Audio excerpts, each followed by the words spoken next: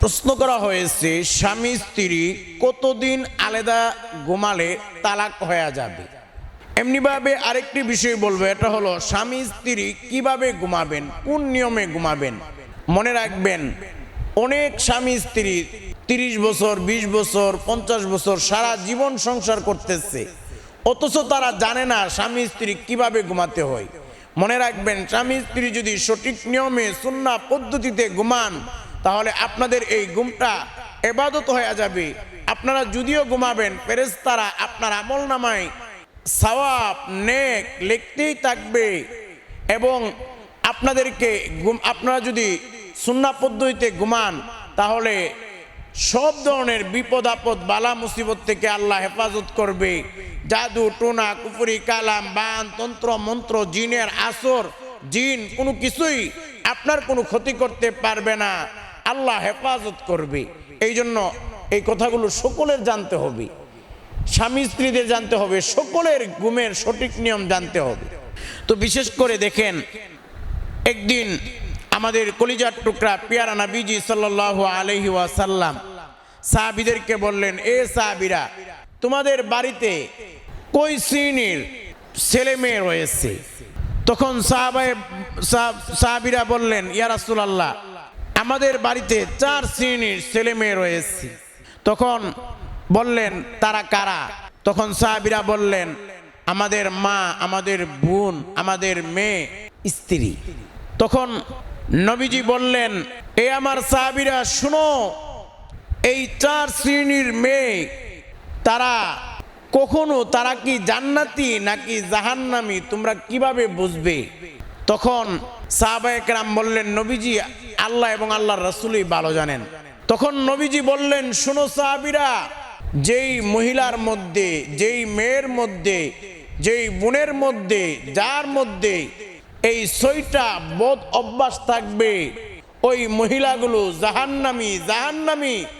আর যেই মহিলার মধ্যে এই 6টা বদ অভ্যাস থাকবে না, তারা হলো জান্নাতি। মনে রাখবেন, আপনার মার মধ্যে, আপনার মেয়ের মধ্যে, আপনার বউয়ের মধ্যে, আপনার বোনের মধ্যে যদি এই 6টা বদ অভ্যাস থাকে তাহলে বুঝবেন তারা জাহান্নামী। আজকে এই বয়ানটা শুনে আপনি আপনার মাকে বলবেন, মা, আপনি এই বদ অভ্যাস পরিত্যাগ করুন, পরিহার করুন। আপনি আপনার বোনকে বলবেন, হে বোন, তুমি এই বদ অভ্যাস পরিত্যাগ করো। আপনি আপনার স্ত্রীকে বলবেন, এই বদ অভ্যাস 6টা বদ অভ্যাস যেন ছেড়ে দেই। কারণ এই 6টা বদ অভ্যাস যদি কোনো নারীর মধ্যে, কোনো মেয়ের মধ্যে, কোনো বোনের মধ্যে, কোনো মায়ের মধ্যে, কোনো বউয়ের মধ্যে থাকে তাহলে তারা জাহান্নামী হয়ে যাবে, তারা জান্নাতি হতে পারবে না। তারা নামাজ পড়লে তাদের নামাজ আল্লাহর দরবারে কবুল হবে না, তাদের রোজা আল্লাহর দরবারে কবুল হবে না।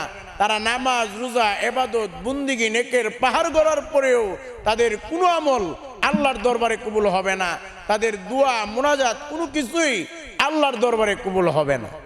এই জন্য প্রিয় ভাইয়েরা, প্রিয় মা বোনেরা, আপনাদেরকে অনুরোধ করে বলবো, আজকের এই বয়ানটি শুরু থেকে শেষ পর্যন্ত শুনবেন। অনেক গুরুত্বপূর্ণ আলোচনা। এবার নবীজি বললেন, সাহাবীরা শোনো, যেই 6টা বদ অভ্যাস থাকলে মহিলারা জাহান্নামী হয়ে যাবে, তাদের নামাজ রোজা ইবাদত বন্দেগী কোনো কিছুই কবুল হবে না। এর মধ্যে 1 নাম্বার বদ অভ্যাস হলো, যে মেয়ে স্বামীর সঙ্গে খারাপ আচরণ করে, স্বামীর সঙ্গে খারাপ আচরণ করে, কর্কশ ভাষায়, রাগান্বিত ভাষায় কথা বলে, আর পর পুরুষের সঙ্গে মিষ্টি ভাষায় মধু দিয়ে এত সুন্দর কথা বলে, স্বামীর সঙ্গে কথা বললে মনে হয় জীবনে তার মা বাপ তার মুখে মধু দিছে না, আর পর পুরুষের সঙ্গে কথা বললে মনে হয় তার মা বাপ যে কত মধু তারে খাওয়াইছে। এমন অনেক স্ত্রী আছে, স্বামীর সঙ্গে শুধু খারাপ আচরণ করে না, স্বামীকে গালিগালাজ করে। এমন অনেক স্ত্রী আছে, স্বামীকে মারধর পর্যন্ত করে। স্বামীকে বলে, আরে গোলামের পুত গোলাম, তোর কপালে জারু আর জুতা দিয়া পিডামু, তোর সাথে বিয়া হইয়া আমার জীবনটা ধ্বংস হইল, আমি এই পাইলাম না সেই পাইলাম না। আরে কি হয়েছে তোর সাথে বিয়া হইয়া? তোর সাথে বিয়া না হইয়া যদি রিক্সাওয়ালার সাথে বিয়া হইতো তাহলেও আমার ভালো হইতো। এমন নানান ধরনের কথা, কটূক্তি, কষ্ট দেয় স্বামীকে। মনে রাখবেন, স্বামীকে কষ্ট দিলে এই দুনিয়াতেও আপনার জন্য কঠিন শাস্তি রয়েছে, আবার আখেরাতেও আপনার জন্য কঠিন শাস্তি রয়েছে। আমাদের কলিজার টুকরা পেয়ারা নবীজি সাল্লাল্লাহু আলাইহি ওয়াসাল্লাম যখন মেরাজে গেলেন, নবীজি মেরাজে গিয়ে দেখতে পাইলেন একদল নারী, তাদের জিহ্বাটা টেনে টেনে বের করা হয়েছে। বের করে তাদেরকে জিহ্বা দ্বারা ঝুলন্ত করে উপর করে বেঁধে রাখা হয়েছে। আর জাহান্নামের সাপগুলো তাদেরকে কামড়াইতেছে, দংশন করতেছে। জাহান্নামের আগুনগুলো তাদেরকে জ্বালাইতেছে, পোড়াইতেছে। আমাদের নবী জিব্রাইলকে ডাক দা বলেন, ও জিব্রাইল, এই সমস্ত নারী কারা যাদের জিহ্বাটা টেনে টেনে বের করা করে, জিহ্বা দ্বারা ঝুলন্ত করে উপর করে বেঁধে রাখা হয়েছে, জাহান্নামের সাপগুলো দংশন করতেছে, জাহান্নামের আগুনগুলো এই মেয়েদেরকে জ্বালাইতেছে। ও জিব্রাইল, এই মেয়েগুলো কারা? তখন জিব্রাইল ডাকদা বলে, ওগো নবীজি, তারা হলো দুনিয়ার ওই সমস্ত নারী যারা তাদের জবান দ্বারা তাদের স্বামীদেরকে কষ্ট দিত। তারা হলো ওই সমস্ত নারী যারা স্বামীর সঙ্গে খারাপ আচরণ করত। এই জন্য মনে রাখবেন, স্বামীর সঙ্গে খারাপ আচরণ করলে আপনার জাহান্নামের শাস্তি হলো আপনার জিহ্বাটা টেনে টেনে বের করে ওই জিহ্বা দ্বারা ঝুলন্ত করে উপর করে জাহান্নামে বেঁধে রাখা হবে। আর জাহান্নামের সাপগুলো আপনাকে কামড়াবে, দংশন করবে, জাহান্নামের আগুন আপনাকে জ্বালাবে, পুড়াবে। এই জন্য সাবধান মা বোনেরা, স্বামীর সঙ্গে খারাপ আচরণ করবেন না। স্বামীর সঙ্গে ভালো আচরণ করা স্ত্রীর জন্য ফরজ, করতেই হবে। নামাজ যেমন ফরজ, রোজা যেমন ফরজ, হজ যেমন ফরজ, এর চাইতে আরো বড় ফরজ হলো আপনার স্বামীর সঙ্গে আপনার ভালো আচরণ করা। অনেক মা বোনেরা ফোন দিয়ে অনেক সময় বলে, হুজুর শুধু স্বামীর সঙ্গে আমরা ভালো আচরণ করবে এই কথা বললেন, আর আমরা স্বামীরা যে আমাদেরকে পিটাই, নির্যাতন করে, যৌতুকের টাকার জন্য ধরে মারধর করে, এই বিষয়ে তো কিছু বলেন না। দেখেন, একজন স্ত্রী যেমন স্বামীর সঙ্গে ভালো আচরণ করা ফরজ, ঠিক তেমনি ভাবে স্বামীর জন্য ফরজ হলো স্ত্রীর সঙ্গে ভালো আচরণ করা, করতেই হবে। স্বামীও স্ত্রীর সঙ্গে ভালো আচরণ করতে হবে। অনেক স্বামী আছে, স্ত্রী আছে, বাড়িতে ভয়ে থাকে, হায় হায় শয়তানরা যে কখন আসবে আর বাড়িকে আসমানের উপর তুলে ফেলবে, ভয়ে ভয়ে থাকে, ডরে ডরে থাকে। না, আপনি স্বামী আপনার স্ত্রীর সঙ্গে ভালো আচরণ করতেই হবে, করতেই হবে যদি আপনি জান্নাতে যেতে চান। এমনি ভাবে 2 নাম্বার, যেই অভ্যাস নারীদের মধ্যে থাকলে ওই নারী জাহান্নামী হবে। আমাদের নবী বলেন, যে স্ত্রী, যে মেয়ে স্বামীর বদনাম অন্যের কাছে ঘুরে ঘুরে করে বেড়ায়, দেখবেন অনেক স্ত্রী আছে স্বামীর বদনাম জায়গা জায়গায় করে বেড়ায়। আরে আমার স্বামীটা খারাপ, আমার স্বামী আমাকে ঠিকমতো খাবার দেয় না, ঠিকমতো কাপড় দেয় না, এই দেয় না, সেই দেয় না, নানান জায়গায় গিয়ে বদনাম করে। খাইতেছে, পড়তেছে, ঠিক সব চলতেছে, অথচ সে বাইরে গিয়ে বদনাম করে, আমার স্বামীটা ভালো না, এই না, সেই না, নানান কথা বলি। আপনি যে স্বামীর এই যে বদনাম করতেছেন, স্বামীর বিষয়ে গীবত করতেছেন, আসলে আপনি গীবত করতেছেন না, আপনি আপনার মৃত ভাইয়ের গোশতগুলো চাবায়া চাবায়া, কামড়ায়া কামড়ায়া খাইতেছেন। নাউজুবিল্লাহ, আপন মৃত ভাইয়ের গোশত খাইতেছে। এই জন্য মা বোনেরা, আপনারা স্বামীর বদনাম, গীবত এগুলো করবেন না। এটা জাহান্নামী মহিলাদের আলামত। এমনি ভাবে 3 নাম্বার, যে নারী জাহান্নামী হবে, যে নারীর মধ্যে এই বদ অভ্যাস থাকলে জাহান্নামী হবে। আমাদের নবী বলেন, যে নারী পরকীয়া করে তারা জাহান্নামে যাবে। স্বামী আছে, এরপরেও অবৈধ রিলেশন করে, স্বামীর সঙ্গে চিটিংবাজি করে, স্বামী থাকা সত্ত্বেও পরপুরুষের সঙ্গে অবৈধ জেনায়, বেবিচারে লিপ্ত হয়। মনে রাখবেন, পরকীয়া এমন একটা বিষ, এমন একটা ক্যান্সার। এই পরকীয়া যেই পরিবারে ঢুকে, ওই পরিবারটা ধ্বংস হয়ে যায়। অনেক সময় এমন ঘটনা শোনা যায়, মা তার সন্তানদেরকে গলা টিপে টিপে হত্যা করেছে পরকীয়ার কারণে। বাবা তার ছেলে মেয়েকে জবাই করে ফেলেছে, একেবারে জবাই করে মাথা আলাদা করে ফেলেছে। লাশগুলো, বাচ্চাদের লাশগুলো জমির নিচে চাপা দিয়েছে পরকীয়ার কারণে। এমন অনেক ঘটনা শোনা যায়। এই জন্য পরকীয়া একটা মারাত্মক বিষাক্ত ক্যান্সার, এই পরকীয়া করা যাবে না। এমনি ভাবে আমাদের কলিজার টুকরা পিয়ারা নবীজি সাল্লাল্লাহু আলাইহি ওয়াসাল্লাম যখন মেরাজে গেলেন, মেরাজে গিয়ে দেখতে পাইলেন একদল নারী পুরুষ তাদেরকে উলঙ্গ অবস্থায় তাদেরকে জাহান্নামের লিলিহান শিখাগুলোর মধ্যে, আগুনের মধ্যে জ্বালানো হইতেছে, পোড়ানো হইতেছে। যখন জাহান্নামের আগুনগুলো উপরের দিকে ওঠে, ওই নারী পুরুষগুলো উপরের দিকে ওঠে। আবার যখন জাহান্নামের আগুনের লিলিহান শিখাগুলো নিচের দিকে নামে, ওই নারী পুরুষগুলো নিচের দিকে নামে। আমাদের নবী জিব্রাইলকে ডাকদা বলেন, ও জিব্রাইল, এই সমস্ত নারী পুরুষ কারা যাদেরকে জাহান্নামের আগুনের মধ্যে জ্বালানো হইতেছে, পোড়ানো হইতেছে? যখন জাহান্নামের আগুন উপরে ওঠে তারাও উপরে ওঠে, যখন নিচে নামে তারাও নিচে নামে। জিব্রাইল বলো, এই নারী পুরুষগুলো কারা?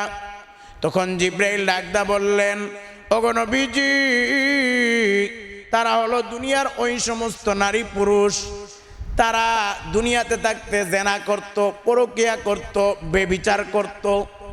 এই জন্য সাবধান, পরকীয়া করা যাবে না। এমনি ভাবে 4 নাম্বার, যেই নারীর মধ্যে এই বদভ্যাস থাকলে ওই নারী জাহান্নামী। এটা হলো ওই মেয়ে, ওই নারী জাহান্নামী যারা বিনা কারণে স্বামীর বিছানা ছেড়ে দিয়ে অন্য বিছানায় ঘুমায়। বিনা কারণে স্বামীর বিছানা ছেড়ে দিয়ে অন্যের বিছানায় ঘুমায়। নবীজি হাদিসের মধ্যে বলেন, যদি রাতের বেলা কোনো স্বামী তার স্ত্রীকে ডাকে আর স্ত্রী যদি এমনিতে তার ডাকে সাড়া না দেয়, তাহলে ওই স্ত্রীর উপর ফেরেশতারা সারা রাত লানত দিতে থাকে, আল্লাহ লানত দিতে থাকে, অভিশাপ দিতে থাকে। এই জন্য সাবধান, বিনা কারণে অসুস্থ থাকলে বা সমস্যা থাকলে এটা অন্য হিসাব, কিন্তু বিনা কারণে এমনিতে স্বামীর থেকে আলাদা বিছানায় ঘুমানো এটা কখনোই ঠিক হবে না। এমনি ভাবে 5 নাম্বার, যেই নারী জাহান্নামী, এটা হলো যেই নারীগুলা দেখবেন অনেক নারী আছে শুধু বদদুয়া দেয়, কারণে অকারণে এমনিতে বদদুয়া দেয়। বদদুয়া সামান্য কিছু হইলেই বদদুয়া দেয়, স্বামীকে বদদুয়া দেয়, স্ত্রী নানান মানুষকে শুধু বদদুয়া দেয়। এই নারীগুলো জাহান্নামী। তো বিশেষ করে ওই প্রশ্ন যেটা করা হয়েছিল যে স্বামী স্ত্রী কতদিন আলাদা ঘুমালে তালাক হয়ে যাবে, এমনিভাবে আরেকটি বিষয়, স্বামী স্ত্রী কিভাবে ঘুমাবেন, কোন নিয়মে ঘুমাবেন, যেভাবে ঘুমালে আল্লাহ খুশি হবে, শয়তান নারাজ হবে এবং ওই স্বামী স্ত্রীর ঘুমটা ইবাদত হবে। স্বামী স্ত্রী যতক্ষণ ঘুমাবে ফেরেশতারা তাদের আমলনামায় সওয়াব আর নেক লিখতেই থাকবে। স্বামী স্ত্রীর ওই ঘুমের নিয়মও আমি বলে দিব ইনশাআল্লাহ। তো প্রথমে আমি প্রশ্নের উত্তরটা বলে দেই যে স্বামী স্ত্রী কতদিন আলাদা ঘুমালে তালাক হয়ে যাবে কিনা, বা কিছুদিন আলাদা ঘুমালে তালাক হয়ে যাবে কিনা। দেখেন, তালাকের বিষয়টা যে আলাদা ঘুমালে তালাক হয়ে যাবে বিষয়টা এমন না। স্বামী তালাক দিতে হবে, স্বামী তালাক দিলেই তালাক হবে, নতুবা তালাক হবে না।